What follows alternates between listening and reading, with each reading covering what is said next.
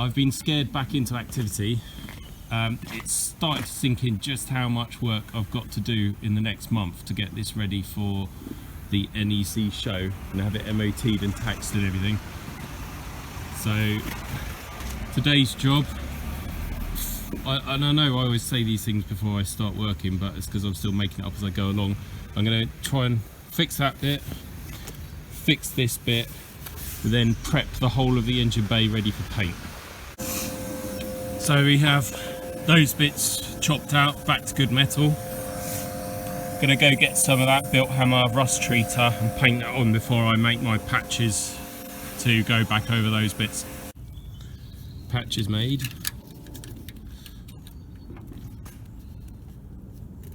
It does fit. This is the other one down here. I've left it a bit long so when I weld up to the end it doesn't burn through, and then I can just sand it all flat afterwards. So I'm going to take these inside now and drill the holes for plug welding. Welded. Not the prettiest, but it's all good metal, follows the curves right, and with a tiny skim of filler should be good. I've been stripping out the last parts of the engine bay, so I've removed the oil cooler that was in here, just tucked the pipes up on top, and then I've taken the remnants of the wiring looms and shoved them back into the inner wings, and then I started wire brushing stuff with the drill to get some of the surface rust off. Forgot about this bit, which I'll need to repair. I'm debating whether or not to power wash the engine bay now, or whether to do some sanding and grinding first and then power wash it afterwards. I think the first step is to chop that area out and start fixing that. Right, I've chopped the offending area out and just dressed some of the other bits nearby to see what kind of level of corrosion there is. There's nothing too worrying, so I'm just going to make a patch to go over that bit, then I can carry on with my de-rusting. I'm getting so much faster at doing these repairs. This is actually quite a neat little job. It's that Zintex sheet, and then I've hit it in the vise one way, then the other, and then used a chisel to sort of bend it into the right sort of profile. So now that matches like that. This front side will be plug welded on, and then the rest will be seam welded, and I've left a tang on the bottom of there so that it's nice and strong when I weld to the back of that chassis rail reinforcer thing. So I'll get the zinc primer on there to prime that, and then I'll weld this in, and I've got access from both sides, so it should be quite a neat repair by the time I've got a skim of filler on there as well. Okay, so I've tacked it in that top corner, and then I've just done a quick row of beads where it was meeting up nicely. So now I'm going to work from the other side and just tap two panels together nicely and then weld along. So that's that patch welded in and zinc painted. It's a bit bumpy, but by the time it's got a skim of filler in, it should be okay.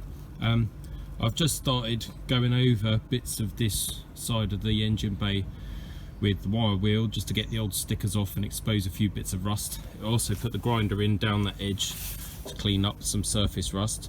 But in terms of the whole of the engine bay, there is no more welding to do, which is excellent. So it seems like a very long time ago, but back in November, if you remember the first videos, that whole scuttle had like big nasty holes over there. That bit was mostly missing, with the hole where the clutch goes, or clutch master cylinder goes, that whole manifold bit there that I had to replace, battery tray, wheel well, numerous other little patches dotted around, top of the A-pillar there, that corner of the windscreens around, the ones I've done today. So yeah, quite a good thing to have ticked off. Obviously I've still got to do a little bit on the undersides of both of these, but I'm concentrating on the top side because that's what I want to get painted. So I've got my sander out and a whole array of sanding discs, and I'm just gonna start off bizarrely with the weakest one, like 800 grit, just to see what it does and expose some metal and then put some etch primer on it. I don't really know much about bodywork. I don't really do bodywork like the paint side of things, so I'm just going to feel my way through it, I think. So this is my 800 grit on my random orbit sander, or dual action, whatever you want to call it. I just want to see what it does really. See, that's already quite effective. So I'm just going to do that, and if there's any really rough bits, then I'll go to the either 240 or 400 that I've got as well, and just see what it looks like. Right, done my first pass of this side of the car. The 800 grit was just taking forever, so I swapped it for 400, and then I got bored of that too, so I went to 240. That gets through the paint really quickly, and actually still doesn't look that rough. I was finding that the 800 was just clogging up with the blue paint instantly and then leaving little swirl marks, whereas the rougher stuff takes it off and it doesn't leave swirl marks. In a few areas there's like surface rust under the paint, so you start sanding it, what looks like good metal, then it just comes off to leave a bit of rust underneath, so I've just been chasing that. So there's a few areas which are more bare metal than I'd anticipated. I'm now gonna, like the really stubborn bits, use the mini grinder with the sanding disc on it to grind that out, and then I'm gonna put some of that rust neutralizer on some of the bits that I just cannot get out without sort of digging a massive gouged hole, and then I'll probably dust some etch primer on it and then call it a day. Well, it looks messy, but at least it's doing something. When all that's gone off, I'll sand it again, and then I'll do my dusting of etch primer. That way I know that any sort of surface rust left in that area is treated, even though there's primer over the top of it. That just leaves this side to do. So that's a bit more crusty, so it'll be more aggressive wire wheel brushing and then sanding and then rust treatment before I then do the final sanding over the top and then the primer. The bulkhead where that epoxy is, that actually keys up quite nicely, so I'll do that right at the end. At some point I'll also power wash the engine. I think I'll do that after I've done the painting. Sounds a bit backward. I probably should have done it when I first got the car and before I did any of the rust repairs, but I didn't think about it. Right, it's now 3 o'clock. I've been at this for about 5 hours today. That's still drying with the Built Hammer Hydrate 80 rust killer. I've been just taking off some of the surface rust along here using a real mixture of tools. I've had that, which is, I can't remember what you call them now, but it's like for removing paint and rust, and they're really good because it's a halfway step between me grinding with the sanding disc and my random orbit sander, so it doesn't leave really deep scoring lines in it like that does. So that's what that bit's been done with, just flicks the paint off really.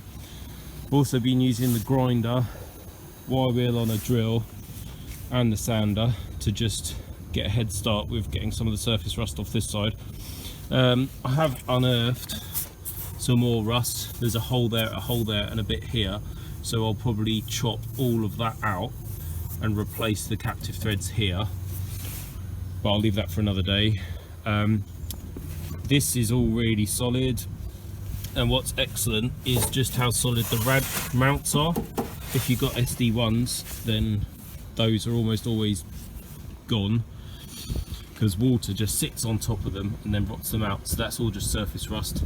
So I'm gonna get the rest of this side and the front treated in the rust killer. Well, that's a lot of painting done. It's going to take ages for that to go off, so I'm going to dust a bit of etch primer on these bare parts just so I don't get too much flash rust, and then call it a day. It looks a real mess, but bear in mind that most of that will be sanded off again. It's just to treat it. Once it's sanded off, I'll etch prime it and make it all look nice before the guy comes to actually paint it all blue again. It's funny how the instant you shoot some primer on something, it looks a lot more finished. Obviously it isn't, when you consider what it was like, it is good.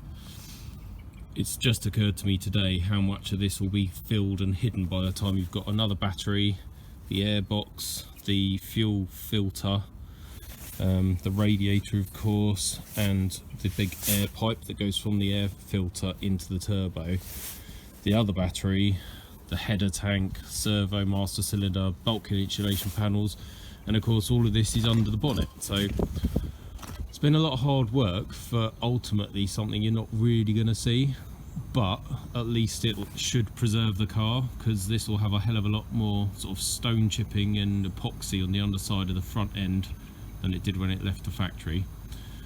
So in terms of project progress, this is a pretty good step. I'm going to ring the guy this week, see if he can come and give me a quote and sort a day for actually coming and painting all of this blue. I'll also ring the windscreen fitter to get him queued up to come and put the new screen back in. I need to salvage a weather seal that goes between the dash to the glass. I think I've got one on a spare dashboard at home, because when I took the screen out of this car, the original one was just like gone really hard and rigid and broken apart. So then I'll have to come back to this area and fix the windscreen wiper mechanism, because the motor looked distinctly, well, knackered, because it's just been sitting in a puddle of water. I've got a new linkage, new old stock linkage at home, so I'll bring that in and see if that will all go back together nicely, and then I'll carry on with repairing the wheel wells, stone chipping all of that, doing the wheel well on that side, and then I'll come back to doing the floor and the sill on this side, and then I'll unearth what horrors await me in the boot. But yeah, so I think I'm on schedule. It's really going to be lots of evenings though, working in the dark again to keep chipping away at this.